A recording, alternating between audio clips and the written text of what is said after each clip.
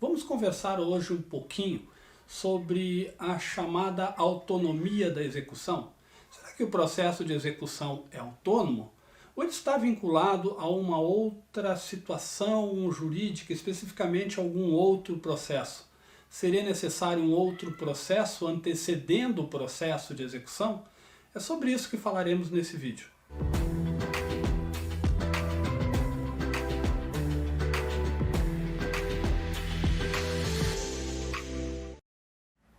Como já sabemos, o processo de execução se trata de um procedimento distinto do processo de conhecimento.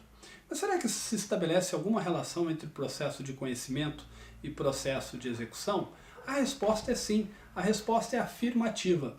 Vejamos, se no processo de conhecimento se faz necessário uma atividade cognitiva, ou seja, como o nome mesmo já diz, não é, de conhecimento do magistrado com relação ao envolvimento das partes, para posterior identificação da existência ou não de um crédito, nesse processo de conhecimento, ao final nós teremos uma sentença.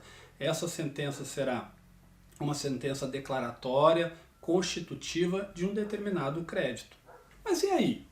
E aí? Se nós temos uma sentença, se eu tenho uma sentença favorável a mim, contra um determinado devedor, em que essa sentença atribui para mim, por exemplo, uma indenização, o direito a receber uma indenização no valor de R$10.000 por danos morais. A pergunta que se faz é o seguinte: será que aquele que está condenado vai efetuar o pagamento? Pode ser que sim, pode ser que não. Não efetuando o pagamento, que está lá registrado na sentença, 10.000 de danos morais em favor de Júlio Pogorzelski. Tô bem, né? Será que tô? Bom, se ele não me pagou, eu não estou bem e não posso ficar bem. Num primeiro momento, preciso pensar em uma estratégia para fazer com que ele dê cumprimento a essa prestação obrigacional. Está condenado, não o fez espontaneamente, posso avançar no seu pescoço? Não, nada disso. Não posso promover o exercício da autotutela que o direito não nos permite, somente em situações bastante específicas. Então, naturalmente, eu preciso pensar numa intervenção judicial. Preciso me socorrer do judiciário para que a dívida seja cumprida, seja efetuado o seu pagamento, ou seja executada. Então o judiciário vai atuar exatamente com um procedimento executivo. Percebam que nessa situação nós temos aqui, antecedendo ao processo de execução, a existência de um processo de conhecimento no qual foi gerada a sentença. A sentença é título executivo judicial.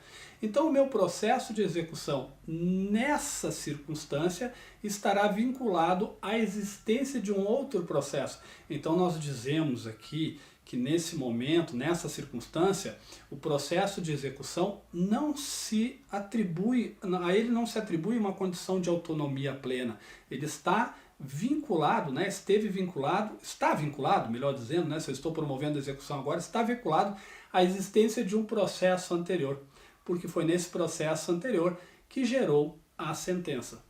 Sabem do que nós estamos falando aqui? De uma das modalidades de execução, o chamado cumprimento de sentença. Sim, quando temos um título judicial, podemos fazer uso do mesmo processo, um processo já existente, e promover ali a chamada execução. Execução de sentença se chamava antigamente, hoje tem um nome mais próprio que se chama cumprimento de sentença. Mas percebam que essa minha execução que está sendo processada no mesmo processo que antes era de conhecimento, muda agora o seu procedimento para procedimento de execução.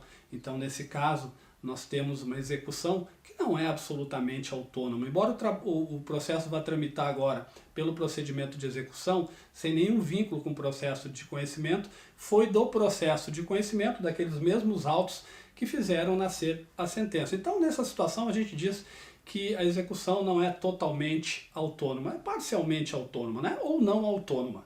De outro modo, quando nós não temos um título executivo judicial, nós não temos nesse caso aqui uma sentença, nós temos um título executivo extrajudicial. Vamos pensar aqui numa duplicata, numa nota promissória, vamos pensar num instrumento contratual assinado por duas testemunhas. Esses são títulos executivos extrajudiciais porque não emanam do judiciário. Nesse sentido, Se eu for propor uma execução, basta que eu tenha o título, não é verdade? Eu tenho o título, não preciso de um processo judicial antes para reconhecer a existência de um crédito e débito, como aconteceu naquele caso da sentença anteriormente relatado aqui.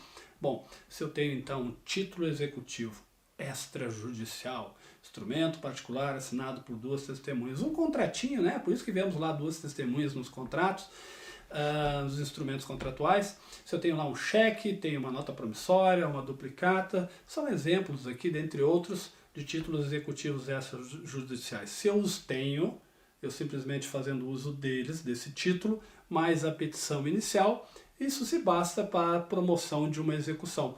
Aí, certamente, nós temos figurando a existência de uma execução autônoma, porque não está atrelada à existência de um processo anterior.